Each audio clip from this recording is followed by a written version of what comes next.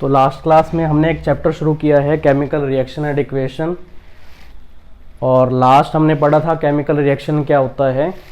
इसका जो सेकंड जो हेडिंग है इस चैप्टर की, दैट इज़ केमिकल इक्वेशन, इसके बारे में हम समझेंगे। तो बच्चे हम एक एग्जांपल के थ्रू इसको समझते हैं कि केमिकल इक्वेशन क्या होता है। भी अगर हम बात करें कि जब हम कोई केमिकल रिएक्शन को नोट कर रहे होते हैं तो उसको सिंबॉलिक लैंग्वेज में लिखना, फॉर्मूला बेस पे उसको रिप्रेजेंट करना, उसको हम क्या बोलते हैं, केमिकल इक्वेशन बोलते हैं। देखो क्या होता है कि हम व्हेन, आप ये लिख सकते हो इसमें statement, when we represent a chemical reaction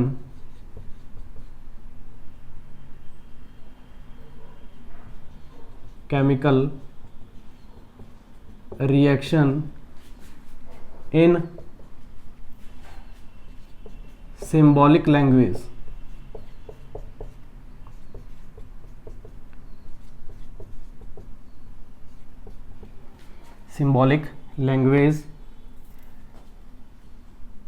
then it is called chemical equation। Exam में 1 मार्क्स की ये डेफिनेशन आ सकते हैं कि केमिकल इक्वेशन क्या होता है। तो आपको ये डेफिनेशन बतानी होगी कि जिसमें आप ये बताते हो कि जब केमिकल रिएक्शंस को हम रिप्रेजेंट करते हैं किस बेस पे, सिंबॉलिक लैंग्वेज के बेस पे, तो इसको हम क्या बोलते हैं, केमिकल इक्वेशन बोलते हैं। इंपॉर्टेंट एग्जाम के लिए इसको लर्न करोगे, एग्जाम्पल के थ्रू इसको समझेंगे, ठीक है ना। लास्ट क्लास में हमने एक एग्जाम्पल देखा था, तो मैं उसको राइट करता हूं ताकि आपको इजीली समझ में आ जाए। When we burn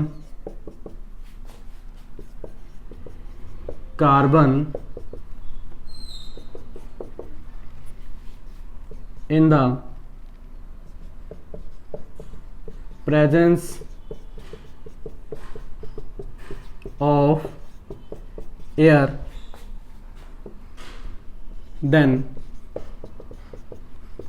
carbon dioxide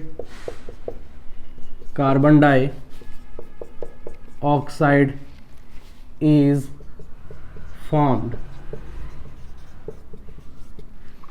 तो इतनी बड़ी स्टेटमेंट लिखने से बढ़िया अगर इसको शॉर्ट में लिख लिया जाए, इसको सिंबॉलिक लैंग्वेज में लिख लिया जाए, तो हमारी जो है टाइम की बचत हो जाती है, हम टाइम कंज्यूम कर लेते हैं। तो टाइम को कंज्यूम करना ही अपने आप में क्या है, केमिकल इक्वेशन।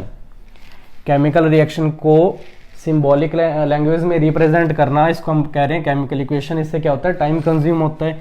तो मैंने इतनी बड़ी जो स्टेटमेंट लिखी है इसको हम शॉर्ट में भी तो लिख सकते थे ना, कि व्हेन वी बर्न कार्बन को बर्न करना है, तो ये रहा कार्बन, किसकी प्रेजेंस में, एयर की प्रेजेंस में। और जहां आप एयर की बात करते हो तो एयर में हम कौन सी गैस की बात करते हैं, बर्न करने के लिए कौन सी गैस रेस्पॉन्सिबल है। अक्सर मैं क्लास में पूछ लेता हूं कि अगर किसी मटेरियल को बर्न करना है तो बर्न करने के लिए कौन सी गैस की रिक्वायरमेंट होती है, तो बच्चे गलत आंसर दे रहे होते हैं, कार्बन डाइऑक्साइड बता देते हैं, नाइट्रोजन बता देते हैं, हालांकि आंसर क्या होगा, ऑक्सीजन। तो ऑक्सीजन की प्रेजेंस में इसको बर्न किया जाएगा और प्रोडक्ट क्या बन के आएगा, कार्बन डाइऑक्साइड बनता है। तो ये है अपने आप में एक केमिकल इक्वेशन। या तो इसको सिंबॉलिक लैंग्वेज में बोल देते हैं, या हम कहते हैं क्या है, फॉर्मूला बेस पे इसको हम जब नोट करते हैं किसी स्टेटमेंट को, केमिकल रिएक्शन को, तो ये है केमिकल इक्वेशन। बच्चे नोट करोगे इसको आप।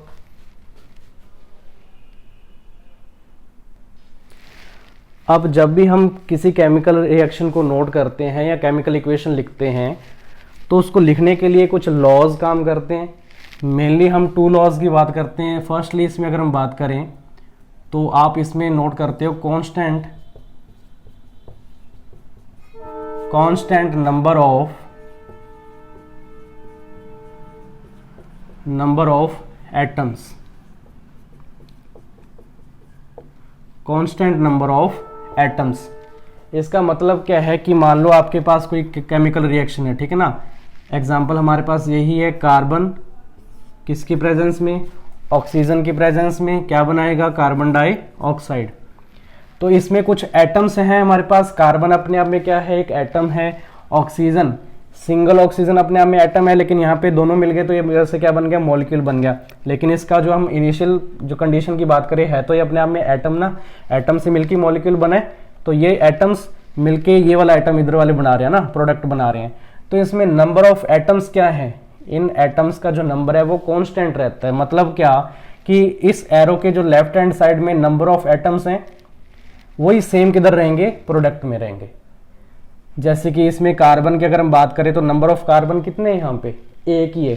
कोई डिजिट दिख रही है किसके पास में, आपको नहीं दिख रही, तो ये अपने आप में एक कार्बन है। राइट हैंड साइड में कितने कार्बन है, तो आप डिजिट यहाँ पे 2 देख सकते हो, लेकिन ये तो ऑक्सीजन के पैरों में लिखी हुई है ना, कार्बन के आसपास कोई डिजिट नहीं है, तो ये कार्बन अपने आप में 1 है यहाँ पे। तो नंबर ऑफ कार्बन दोनों तरफ क्या है, सेम है, दैट इज 1। वहीं पे अगर हम बात करें ऑक्सीजन, सेकंड एटम हमारे पास क्या है, ऑक्सीजन।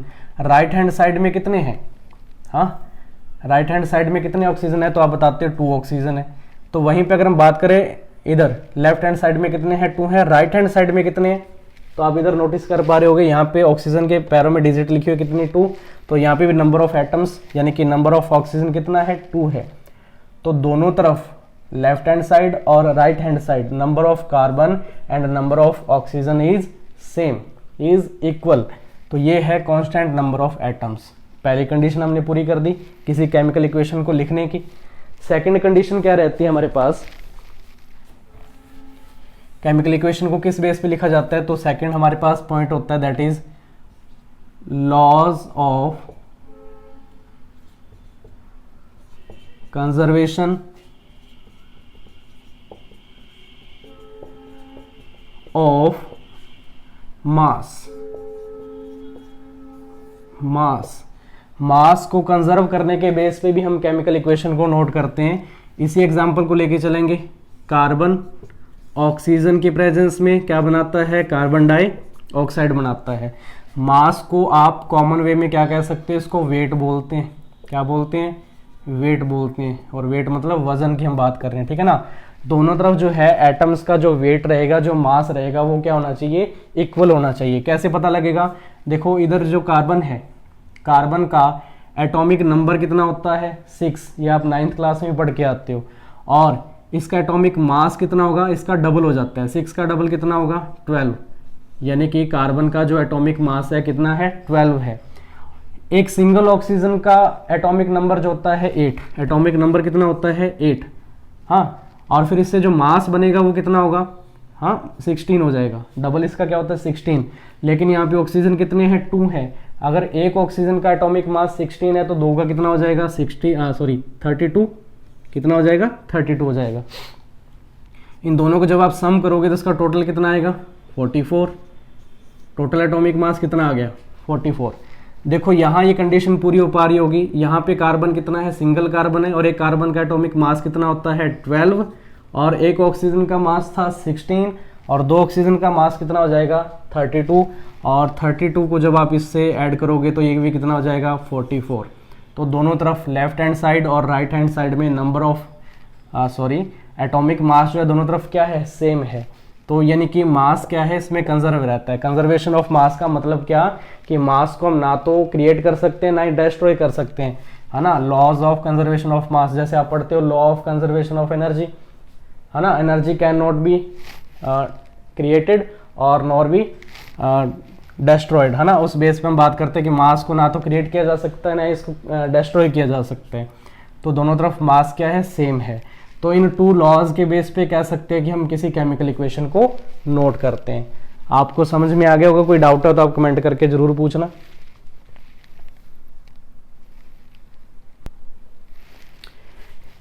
एक हेडिंग है हमारे पास दैट इज स्केलेटल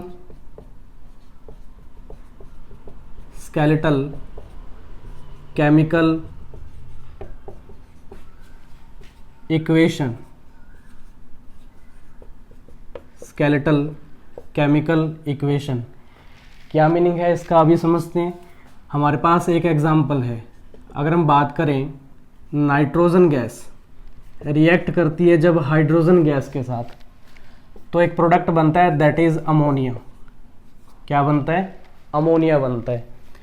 तो आप जब इस इक्वेशन को नोटिस कर रहे हो तो जरा इसमें आप देख के बताओ, नंबर ऑफ नाइट्रोजन दोनों तरफ सेम है क्या? लेफ्ट हैंड साइड में नंबर ऑफ नाइट्रोजन कितने हैं? 2। राइट हैंड साइड में नंबर ऑफ नाइट्रोजन कितना है? 1। तो नंबर ऑफ एटम्स सेम नहीं है, नाइट्रोजन के एटम्स का नंबर दोनों तरफ सेम नहीं है। वहीं पे अगर हम बात करें यहाँ पे हाइड्रोजन कितने हैं? 2। इधर हाइड्रोजन कितने हैं? 3। तो यहाँ पे नंबर ऑफ हाइड्रोजन भी क्या है? सेम नहीं है दोनों तरफ, ठीक है ना। और ऐसी कंडीशन जिसमें दोनों तरफ नंबर ऑफ एटम्स सेम नहीं होते, ऐसी इक्वेशन को हम क्या बोलते हैं? स्केलेटल केमिकल इक्वेशन बोलते हैं। एग्जाम में क्या पता 1 मार्क्स का ये जो है क्वेश्चन आ जाए, बताइए स्केलेटल केमिकल इक्वेशन क्या होता है? तो आप बताओगे कि जिसमें दोनों तरफ नंबर ऑफ एटम्स क्या है? सेम नहीं होते, तो उसको हम क्या बोलते हैं? स्केलेटल केमिकल इक्वेशन बोलते हैं।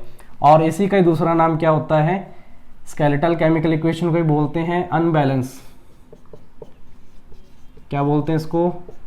अनबैलेंस केमिकल इक्वेशन बोलते हैं। अनबैलेंस केमिकल इक्वेशन बोला जाता है स्केलेटल केमिकल इक्वेशन को। तो अगर ये अनबैलेंस है तो फिर इसको क्या करना होगा? बैलेंस करना होगा, है ना। बैलेंस करना होगा केमिकल इक्वेशन को, और बैलेंस करने के कुछ मेथड्स रहते हैं। उसमें एक मेथड का मैं आपको नेम बताता हूँ, आपकी बुक में ये नेम बताया होता है कि जब किसी केमिकल इक्वेशन को बैलेंस करना होता है तो कौन सा मेथड काम में आता है? तो आप बताओगे हिट एंड ट्रायल मेथड।